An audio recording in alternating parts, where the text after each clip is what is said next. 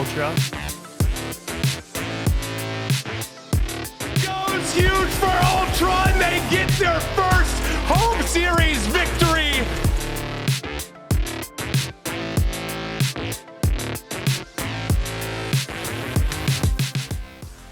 Hello, ladies and gentlemen. Welcome to another episode of Made in Esports. I'm one of your hosts, Spence. With me is Chris, and we got a very interesting episode for you guys today.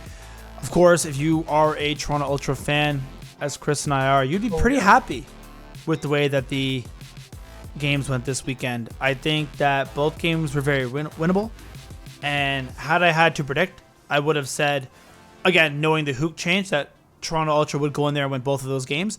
However, the manner in which they did win both those games was very impressive. And it led me to the question that we had today. Obviously, if you saw our Power Rankings episode, we had them ranked third. The question really is this Toronto Ultra team for real? And by real, I mean, not that are they good. Everybody knows they're good. We had them as a dark horse team going into the year, one of those teams that could be competitive. Maybe not a consistent top 3, top 4 team, but always had that dark horse potential to go in there and win some majors. The question now becomes, have they moved on from being a dark horse team into a legitimate championship tier team where you expect them to be placing top 3, top 4 at every single major, and is any sort of like top 6, top 8 finish for now on considered a disappointment? Yeah, you know what? I 10 out of 10 think that this is an important subject to tackle because there are lots of teams that can peak quite well and get to spots they are really good, but then as meta shifts changes, as people try to focus more on adapting to the gameplay, they kind of come off that peak. I think that's the biggest question for Ultra right now. I'm seeing some good signs that they may just be more than a team that's peaking right now. Yeah. I think for me, one of those biggest signs is how well they performed on S&D, especially versus, Dallas. And I mean, to lesser so versus the Mutineers, even though it was on, Express, which wasn't their, most well-known S&D. It's still a good Express Ultra team, though. Yeah. Yeah, but still a good Express phase. team. But it's no still raid kind of S&D team that we are. But the point is that we're still really performing well in S&D, and I feel like that's one of the first places that when you start performing well and people start really trying to look at your gameplay, trying to figure out what's going on, they're going to be looking at the S&D to try to figure out your plays. Yeah, I think that this team on paper, though, should be a really good S&D team. The S&D is never my concern. I think if this team is going to be consistent all year long, their S&D should be consistent. I think on paper, with Insight, Kleenex, Cammy, and Bance, they should be a top 5, top 4 S&D team, I think, consistently. That's one of the things. I mean, knock on wood, you never know.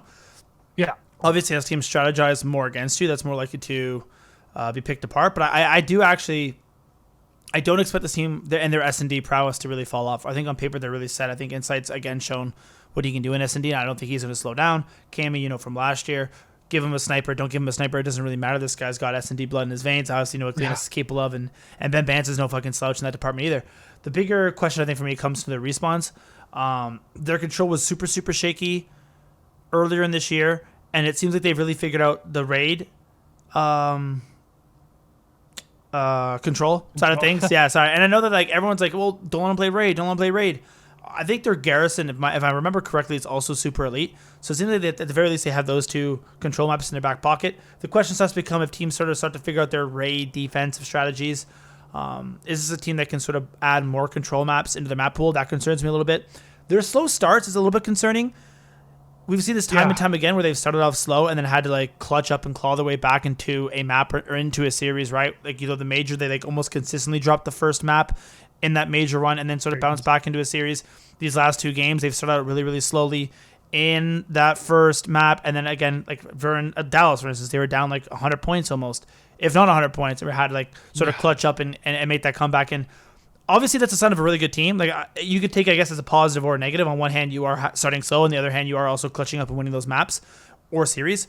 That is a sign of a good team. But on the other hand, I do worry that if you just get in that rhythm of, okay, we start off slow, but we're going to be able to clutch up. We had that ice in our veins. I think eventually as you start to play better and better teams, and once you get into land, once you get into champs, that I think if you keep rolling those dice, or you keep putting yourself in 70-point, 80-point deficits, you have to come back. Eventually, I don't say your luck might run out, but eventually you might find yourselves in a situation where you're losing. So I'd like to see them improve their starts a little bit. Yeah, because if you think about it, think about what clutch up requires. We don't have to be a team that has to keep on clutching up in order to be at that level. It's good that we can, but just think about what clutch up entails. Like what is clutch? Clutching up is essentially, for me, it's making a high risk play and having it pan out. Now, high risk plays are naturally more risky and therefore have a higher chance of failing and going the other way. So for me, clutching out is something that's good to do on occasion, but you don't want to consistently do it. Well, yeah, but I think when they clutch up in series, when I mean they clutch up, I don't mean just like going some crazy plays. Like if you watch their game versus Dallas, they didn't have any insane risky breaks, I think, versus Dallas. They just they played methodically, but it was almost just like they really had to play clinical, and if they made any more mistakes after that, then it would have cost them, right? Because they dug themselves such a hole. So the plays they were making, I think, were solid plays, like foundational Call of Duty plays, but you just worry that, again, if Dallas, again, one of those plays don't work out, or Dallas is able to counteract one of them and then sort of, break you, then all of a sudden you find yourself losing the map, right? So, it's just a concern of mine. I don't want to narc too much on this team. This team's, again, looking like one of the best teams in the league right now. You could argue they are the best team in the league. The question is, can they maintain this thing? And I think they can, but if they're going to, I would like to see them be a little bit, come off the brakes a little bit quicker, a little bit faster, and maybe get out into 100-point leads, as opposed to having to claw their way back into a series and having really, really close games. Because even that 3-0 versus Florida was relatively close. Some of those maps could have gone either way. The same thing with Dallas, and they ended up taking both those 3-0s, but they easily could have been 3-2s, 3-1s, and potentially going the other way had they lost some of those maps. I know. I agree with that, and I think one of the more risky plays I would think, and you can correct me if I'm wrong here, is just Bance's use of obviously the streaks on that raid that they won, where they won the whole thing against Dallas. He was playing ratty in their back line, literally single person by himself, and just decided to pull out the streaks and work down. Yeah, but I don't know how risky that was, because I think he knew that his. I'm pretty sure both players, his teammates, got 2 kills. And then Bance was like, I'm being found out, but he knew he was going to spawn back anyway, so his point was to use the streaks because he saw the 2 people coming down, and if he could pick one or both of those players, then all of a sudden they would have 4 down and their teammates could stack the points. So I actually think it was pretty calculated. I actually think it was a pretty good play by Bance. Another question mark is, can Bance keep up this consistency? Because Bance has been playing great recently, not just in terms of his KD, because you can look at his KD and KD's KD. I don't want to put too much stock in this, but my personal opinion, his ability to switch up, kind of being a rat, but also providing map pressure and getting those trades, is really impressed me, because earlier on in the year I felt like he was just a rat. I felt like he just played that ratty style. He ran the routes, and I swear every time I was looking at Bance, he was running a route or hiding in a corner or going prone trying to shoot someone in the back. I felt like that was all he did. And I don't know if it was the bringing insight in. Maybe insight does something that Methods doesn't, in terms of I don't know if it's reading the map pressure and directing Bance in a certain way, or if this is in the coaching staff, or if Bance finally just was yeah, okay, I'm gonna figure out this. I don't know what it was. Team chemistry. I don't know what it was. But he is playing, in my opinion, a much more aggressive map pressure style of being a rat, and it's very clearly working for this team. So I think there's a meta shift now with the most recent patch. I'm very curious to see how Ultra does in that regard. That might hurt us a little bit. I do know Cammy and Kleenex really like to play fast, but the slide cancel is nerfed as much as some people think it could be. There's some machine guns. I think it's a quote unquote 74U living in AR world, right? So if you're hurting someone like Kleenex down, maybe that lends itself better to teams that maybe can run 3 ARs a little bit easier than the Ultra can, for instance. But I think on paper we actually should be able to handle that meta as well. So I'm very excited to see. Right now I have faith in this Ultra team. I don't know if they're going to be people have them number 1, number 2. I don't know if they'll be a top 2 team all year long. But I seriously think that this team should aim for top 4, top 5 at every single major, including champs. And I think at this point, if they got top 8 at a tournament, I would consider it a disappointment. Yeah, I agree. I think this is a key fundamental shift where expectations have definitely changed. Yeah, it used to be if they got top 6, I was happy. I think top 6, I wouldn't be upset. Top 6 is still good, right? Ultra gets 5th, for instance, and they lose Optic and FaZe. It is what it is. Those are really good teams. But top 8, at this point, I think you should be going for top 2 group stage, top top 6 overall. So I'm excited to see what this team's capable of. I'm excited to see how they handle the meta shift. And I'm excited to see if Bance can kind of keep up this play and if Kami and Cleanus can really become those superstars that I think they are. Yeah, I agree. Just a couple, I think, quick notes from my perspective on the Dallas game in general. Obviously, right now we're being super nitpicky. Like they fucking clean sweep Dallas. So overall, I'm super happy with that. A couple of things that I noticed though that I feel like they could switch up in the S&D and also control. S&D going on like a 4 spree and then followed up by 3 straight losses. I feel like what a strategy they were trying to do that wasn't working out for a little while and they should have switched a little faster was like playing for the pick, right? On Miami. They lost a couple rounds. They're just purely trying to play for the pick. And Dallas kind of read that pretty well. But I think that's a strategy that I think that's a strategy that you do when you're up 4, right? Is you just want to play it safe. You're like, if we're playing for a pick, like after like 5 straight rounds, chances are you're gonna get 1 or you're gonna get 2, and that puts the game away. And I think that was just like an like that's just like all right. You know what? But I know what you're saying. I kind of get it. Like you're right. Dallas did kind of read it, and that did cost them 3 rounds in a row. But also then they get the one where they figure it out. They get the first pick, and then it's 5-3, right? And then you just close it out. Yeah, you know what? I agree with that. The last thing I was gonna say was on control.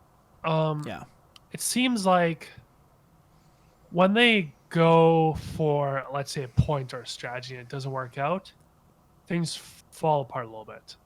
And not saying that this is all the time or whatever, but I think I know specifically when we were on attack in raid against them, and we tried, I think, going A point, didn't work out. Tried going B point, didn't work out. Then try to go back to A point, didn't work out. Or kind of going back and forth, and you like lose one, and then just not really commit, then go down and lose one. And then we ended it, like Dallas ended up being like 10 kills ahead of us by the end of it. I think it's because we didn't really commit to something.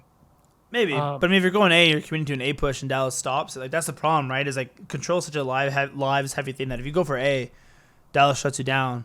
It's like 3 lives, let's say, advantage Dallas. And then you go back to B, and like your break fails, and Dallas just reads it well, and that's okay. That's another 3 lives. And all of a sudden, you're 6 lives down. You go to A, you lose another 2, right? Then all of a sudden, you're 8 lives down. And I mean, at that point, it's kind of chalked with control. Like it is a bit of a snowball thing. So I agree that like sometimes I mean, they play so much raid S&D. Like I feel like teams have just kind of read how to play them now. So I think it's going to be hard for them to continually innovate their control strategy. That is why I like to see them maybe get another map into the repertoire, where you could potentially see them maybe like throw a wrench into things and like end up on a Moscow control or something like that. I genuinely think Express might come in there. Maybe that'll help too, or not Express, Standoff. Sorry, if that ends up being the case. I would like to see this team try to add another map into their control repertoire, because I swear all we see is raid, because no team wants to play them on control and they don't want to play anybody else on Moscow, and like that it just seems raid control over and over and over again. And I'm afraid that if you just keep playing the map over and over and over again, there's so much tape on how to play you on those maps that eventually when it counts, like champs for instance, your strategies just get figured out. So it's a little bit of a concern. I mean, they're winning the raid, so it is what it is, but I'm a little bit concerned. I agree. I feel like maybe that's one of our conditions for being a top 2 team, right? Is being able to having a wider map pool. Yeah, diversifying the map pool. I agree. That's a good thought. That's a really good thought. I feel like Spencer. I feel like it's in you. You need to burst out. I feel like you need to quickly, talk about Team NYSL. Yeah, NYSL is so. I guess if you want to talk about the team to watch for this week, which can be a fun little, or for this stage, maybe a little segment that we add in. This NYSL team is. They beat FaZe, and I don't want to say it's luck. You call it honeymoon period. I think overall FaZe on paper is still the better team. But this NYSL team is dangerous, man. When you have Hydra coming like he's coming, bro, he looked amazing. We've been talking about Hydra since March of 2020, right? We had Potsy on the show here in the summer. He ended up coaching Hydra. This guy's the real deal. I'm finally excited to see that people are really seeing what he's capable of. And it's not just Hydra, because that team on paper is great. I think Hydra and Asim and Mac, between which one's playing the sub, which one's playing the flex, I think they'll be good in a 3 AR meta. They'll be good in a 3 SMG meta. They'll be good in a 4 right. Like, you know what I mean? Like that team on paper is so flexible. Everybody can run a bunch of different roles.